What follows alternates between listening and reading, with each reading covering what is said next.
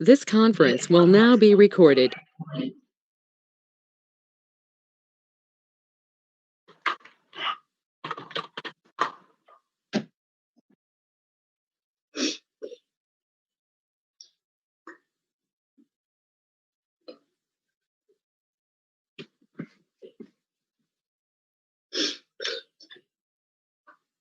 All right, Dr. Schottenstein, the live stream has started. You're welcome to start the meeting. Thank you very kindly. So the time is 10:33 a.m. The June 10th, 2020 meeting of the State Medical Board will come to order with the following members present via video conference. Dr. Rothermel? Present. Dr. Safran? Present. Mr. Giacalone? Here. Dr. Sohn? Present. Dr. Johnson? Present. Dr. Caccarella? Present. Mr. Ganadakis? Present. Ms. Montgomery? Here. Dr. Feibel? Here. Dr. Bechtel? Present. And myself, Michael Schottenstein. Do I hear a motion to approve the minutes of the May 13th, 2020 board meeting as drafted? So moved. Dr. Bechtel and Second. Dr. Johnson, thank you. All in favor, voice vote? Yes. Aye. Aye. All opposed? Thank you. The board will now consider the report and recommendation appearing on today's agenda. Has each member of the board received, read, and considered the hearing record, the findings of fact, conclusions, and proposed orders, and any objections filed in the matter of Vincent M. DeSanto, D.O.? Roll call, please. Dr. Rothermel? Yes. Dr. Safran? Yes. Mr. Giacalone? Yes. Dr. Sohn? Yeah. Dr. Johnson? Yes. Dr. Caccarella? Yes. Mr. Ganadakis? Yes. Ms. Montgomery? Yes. Dr. Feibel? Yes. Dr. Bechtel? Yes. And myself, Michael Schottenstein, yes. Further, does each member of the board understand that the board's disciplinary guidelines do not limit any sanction to be imposed, and that the range of sanctions available in each matter runs from dismissal to permanent revocation or permanent denial? Roll call, please. Dr. Rothermel? Yes. Dr. Safran? Yes. Mr. Giacalone? Yes. Dr. Sohn? Yes. Dr. Johnson? Yes. Dr. Caccarella? Yes. Mr. Ganadakis? Yes. Ms. Montgomery? Yes. Dr. Feibel? Yes. Dr. Bechtel? Yes. And myself, Michael Schottenstein, yes. Does each member of the board understand that in each matter eligible for a fine, the board's fining guidelines allow for imposition of the range of civil penalties from no fine to the statutory maximum amount of $20,000? Roll call, please. Dr. Rothermel? Yes. Dr. Safran? Yes. Mr. Giacalone? Yes. Dr. Sohn? Yes. Dr. Johnson? Yes. Dr. Caccarella? Yes. Mr. Ganadakis? Yes. Ms. Montgomery? Yes. Dr. Feibel? Yes. Dr. Bechtel? Yes. And myself, Michael Schottenstein, yes. In accordance with the provision in Ohio Revised Code 4731.22F2, specifying that no member of the board who supervises the investigation of a case shall participate in further adjudication of the case, the secretary and supervising member must abstain from further participation of any disciplinary matters. In the disciplinary matter before the board today, Dr. Rothermel served as secretary, Dr. Safran served as supervising member, and Dr. Bechtel served as secretary and/or supervising member. During these proceedings, no oral motions may be made by either party. Finally, respondents and their attorneys addressing the board will be allotted 5 minutes to do so. The board parliamentarian will advise when the 5 minutes has expired. The assistant attorneys general will be subject to the same limitations. Please turn to the matter of Vincent M. DeSanto, D.O. No objections have been filed. Ms. Szymanski was the hearing examiner. A request to address the board has been filed on behalf of Dr. DeSanto. 5 minutes will be allowed for that address. Dr. DeSanto's attorney, Mr. Newkirk, is joining us via video conference. Good morning, everyone. Dr. DeSanto apologizes. He wanted to participate today. It turns out he was unable. He's traveling right now and just couldn't make it work. But he's asked me to make a brief statement on his behalf. While we thank the hearing examiner for her report and recommendation, and we have no objections to the findings of fact and conclusions of law, we do suggest that the board might want to consider removing the suspension term from the recommendation and impose something like a reprimand instead. Dr. DeSanto's license isn't suspended anywhere right now, including Kentucky, the state which gave rise to this action. The Kentucky matter was resolved via a agreed order. He is still being monitored there, but he is permitted to practice. After he completes some records reviews by the Kentucky board, his monitoring will be removed, assuming those are satisfactory. He's also been reinstated without restriction in Rhode Island, and states like Arkansas and North Carolina have dismissed the cases entirely. And there are still some other pending actions, but he's not restricted in these cases was old. It involved testosterone, which he does not prescribe anymore. And for that reason, we just ask that the board consider, even though he is not practicing in Ohio currently and has no intent to do so in the near future, remove the requirement that he apply for reinstatement, just to avoid any complications with other states stemming from a suspension here. That's all I have. Thank you. Thank you. Does the Assistant Attorney General wish to respond? Thank you, Mr. President. I have reviewed the proposed order, the report and recommendation of Ms. Szymanski.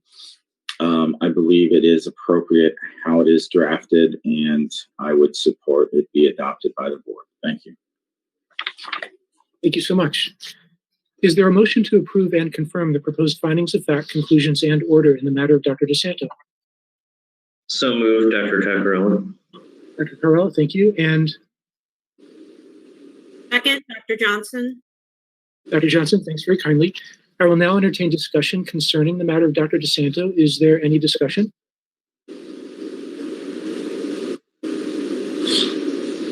Dr. Kleinvogt? Yeah, just actually a quick question.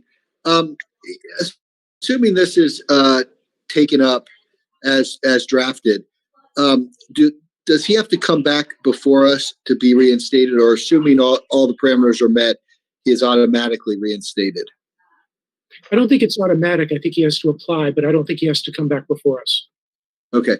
Well, I would then add to the a potential amendment to the proposed order, and that at the time of reinstatement that he have proctoring for a period of, I'd be open to a year or 2 years. I don't know what is typical, maybe a 2-year proctoring period once he's reinstated. So you mean like a practice monitor? Yes. Okay. So I'd make a motion that for 2 years after, I assume we put a time limit on it, 2 years after, you have a practice monitor while practicing in the state of Ohio. Okay, so we have a motion. Is there a second? Second. Ms. Montgomery, thank you. Discussion, please. It's interesting because Please, Ms. Montgomery. Dr. DeSanto's practice sort of reflects what we're wrestling with now in terms of the expansiveness of a telemedicine, essentially a telemedicine practice. And with it, I think highlights the potential problems associated with a broad practice. I'm a little concerned about sort of his behavior with regard to, he went to California, I think, for some kind of remediation. Got it done in 2 months, if I'm correct here, and was really proud of the fact he got it done so quickly. There's a certain arrogance about I did it better than anyone else, and yet it reflected in the review was the fact that he wasn't up to par on modern applications of what he was doing, and so that troubles me, and that would be the only reason why, with all due respect, I think that I would support the the recommendation of the hearing officer. There's a certain arrogance. It doesn't seem to be, he doesn't seem to reflect the fact that, oh, I got it wrong. Rather, he's more proud of the fact it got done in several short months. And that just troubles me. I think it reflects the whole underlying problem surrounding what Kentucky saw. Yeah, his presumption was that he finished, in 2 months, where everybody else takes 6 or 7 because he was so knowledgeable. It's also possible the other practitioners really took their time to try to get it right, instead of just sort of flying through it as fast as they could. Any other discussion? Dr. Schottenstein, if I could just address a technical issue. Dr. Feibel's question about would this have to come back to the board? I think it would come back through compliance as a reinstatement with all the information showing you that he met the requirements for reinstatement. And you do see those from time to time from compliance. Okay, thanks very kindly. Is there further discussion? Okay, so we've got an amendment then for a practice monitor, right? Not a practice plan, but a practice monitor. Shall we have a roll call vote on that? For a period of 2 years. For a period of 2 years, with the rest of the order in place. So shall we have a roll call vote? Dr. Rothermel? Abstain. Dr. Safran? Abstain. Jackalone? Yes. Dr. Sloan? Yes. Dr. Johnson? Yes. Dr. Kakarala? Yes. Mr. Ganadakis? Yes. Ms. Montgomery? Yes. Dr. Feibel? Yes. Dr. Bechtel? Abstain. Sorry, Dr. Bechtel? Abstain. Oh, thank you kindly. And myself, Michael Schottenstein, yes.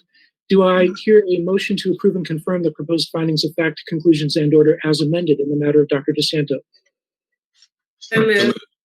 Dr. Johnson and Second, Dr. Cockrell. Earl, thank you so much.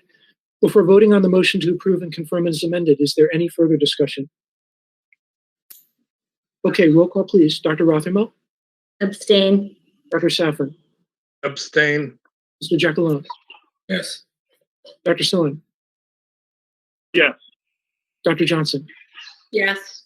Dr. Kakarala? Yes. Mr. Ganadakis? Yes. Ms. Montgomery? Yes. Dr. Feibel? Yes. Dr. Bechtel? Abstain. And myself, Michael Schottenstein, yes. Thank you. In the following matters, the board issued notices of opportunity for hearing.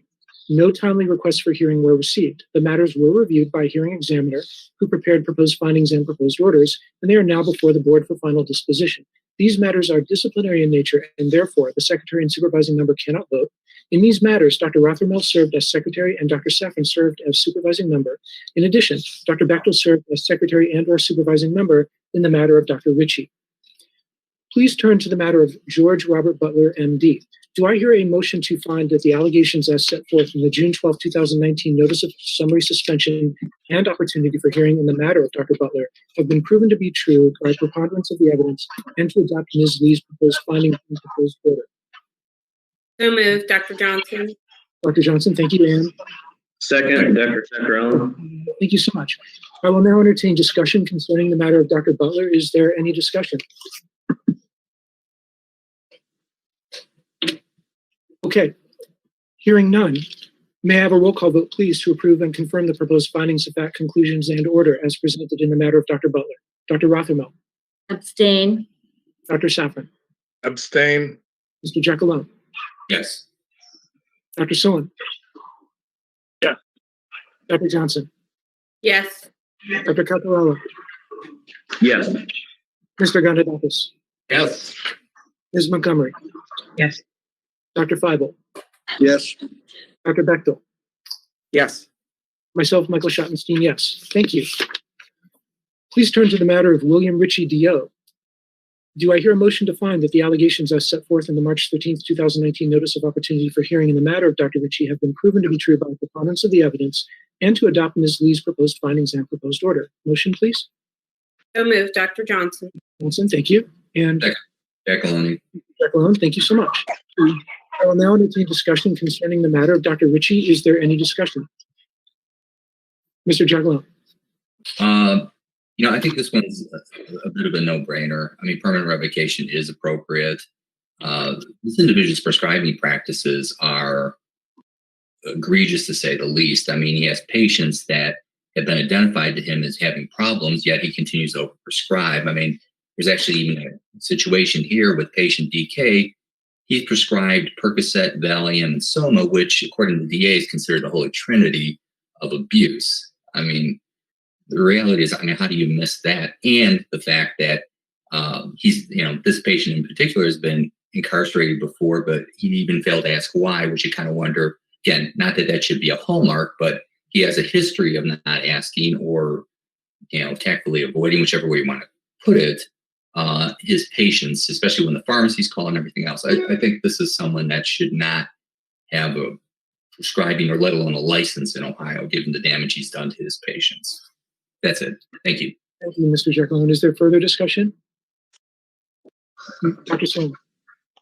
Yes, thank you. And I do want to echo Mr. Jackaloni's comments. And I think that, these prescribing cases are interesting. And in particular, the patient, Mr. Jackaloni mentioned DK and the holy trinity of an opioid, benzo, and soma. Interestingly, there could have been a time, perhaps in the late 90s or early 2000s, where that type of prescribing pattern was done commonly and in some circles even considered acceptable for short-term treatments of pain. But the fact that it continued, considering all the knowledge and evidence that we all have, and the physician should have known better, I think is concerning. And just the gravity of the situation that we have in Ohio, I agree. Thank you. Thank you so much, Dr. Sohn. Yeah, I agree with everyone's comments. I think the doctor was negligent and reckless, and I think that he put the citizens of Ohio at risk. Is there further discussion? Thank you very kindly then. We'll have a roll call vote then, please, to approve and confirm the proposed findings of fact, conclusions, and order as presented in the matter of Dr. Ritchie. Roll call, Dr. Rothermel, please. Abstain. Dr. Safran? Abstain. Mr. Jackalone? Yes. Dr. Sohn? Yes. Dr. Johnson? Yes. Dr. Kakarala? Yes. Mr. Ganadakis? Yes. Ms. Montgomery? Yes. Dr. Feibel? Yes. Dr. Bechtel? Abstain. And myself, Michael Schottenstein, yes. Thank you. The following proposed agreements are non-disciplinary in nature, and therefore all board members may vote on these matters.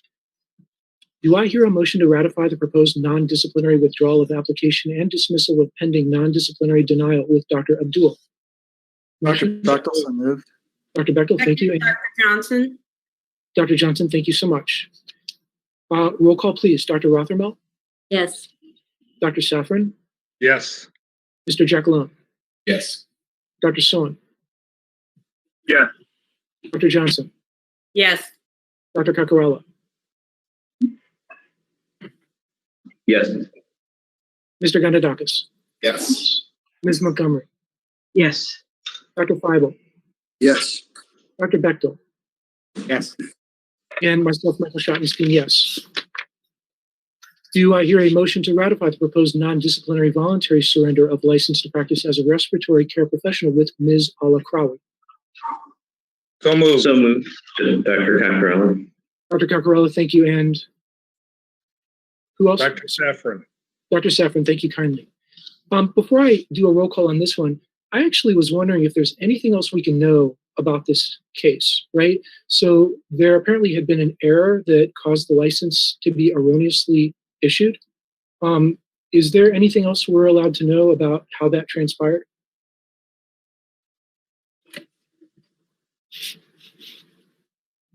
It is non-disciplinary in nature, so there's no F5, investigatory confidentiality.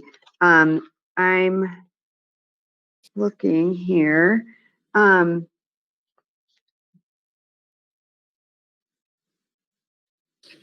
It's my understanding that it was issued in error, and that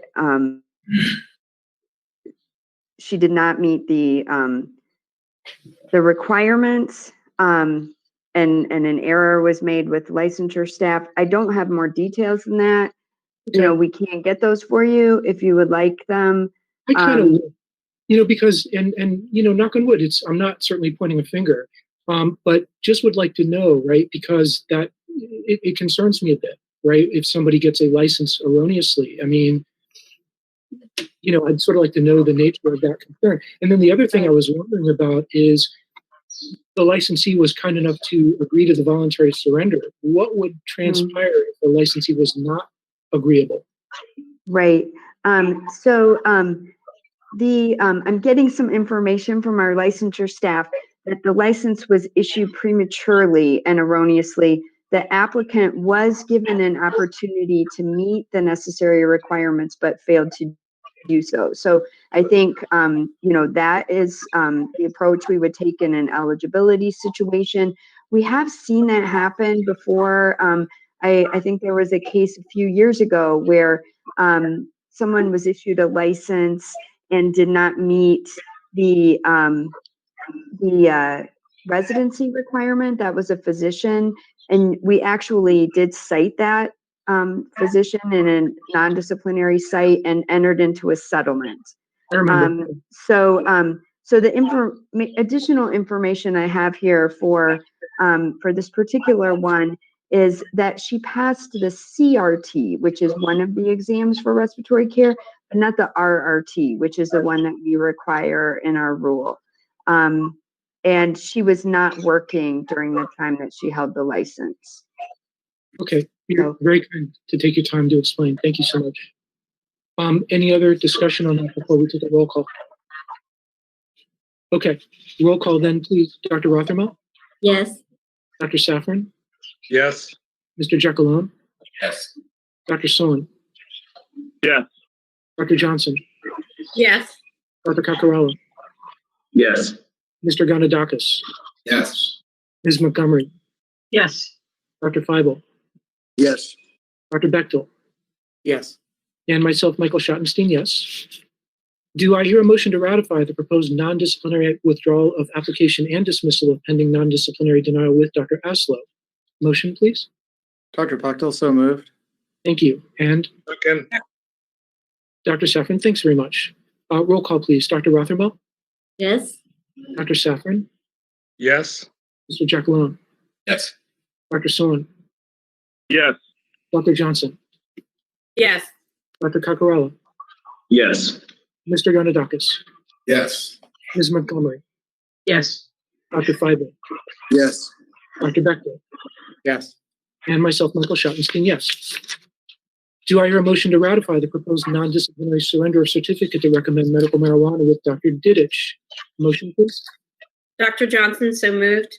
Thank you. And Second. Dr. Caccarello. thank you so much. Roll call, please. Dr. Rothermel? Yes. Dr. Safran? Yes. Mr. Giacalone? Yes. Dr. Sohn? Yes. Dr. Johnson? Yes. Dr. Caccarello? Yes. Mr. Ganadakis? Yes. Ms. Montgomery? Yes. Dr. Feibel? Yes. Dr. Bechtel? And myself, Michael Schottenstein, yes. Thank you. Do I hear a motion to ratify the proposed non-disciplinary withdrawal of application for certificate to recommend medical marijuana with Dr. Woodard? Motion? Dr. Bechtel, so moved. Thank you. And, Second. Dr. Caccarello. oh, great. Thank you so much. Roll call, please. Dr. Rothermel? Yes. Dr. Safran? Yes. Mr. Giacalone? Yes. Dr. Sohn? Yes. Dr. Johnson? Yes. Dr. Caccarello? Yes. Mr. Ganadakis? Abstain. Ms. Montgomery? Yes. Dr. Feibel? Yes. Dr. Bechtel? Yes. And myself, Michael Schottenstein, yes. I will now entertain a motion to go into executive session to confer with the medical board's attorneys on matters of pending or imminent court action and for the purpose of deliberating on proposed consent agreements in the exercise of the medical board's quasi-judicial capacity, and to consider the appointment and employment of discipline, promotion, demotion, or compensation of a public employee or official. Is there a motion? So moved. Dr. Safran and Dr. Bechtel, Second. Dr. Bechtel, thanks so much. Roll call, please. Dr. Rothermel, Yes. Dr. Safran, Yes. Mr. Giacalone, Yes. Dr. Sohn, Yes. Dr. Johnson, Yes. Dr. Kakarala, Yes. Mr. Ganadakis, Yes. Ms. Montgomery, Yes. Dr. Feibel, Yes. Dr. Bechtel, Yes. and myself, Michael Schottenstein, yes. So the time is now 10:58 a.m. and the board is in executive session. All right, please hold just one moment.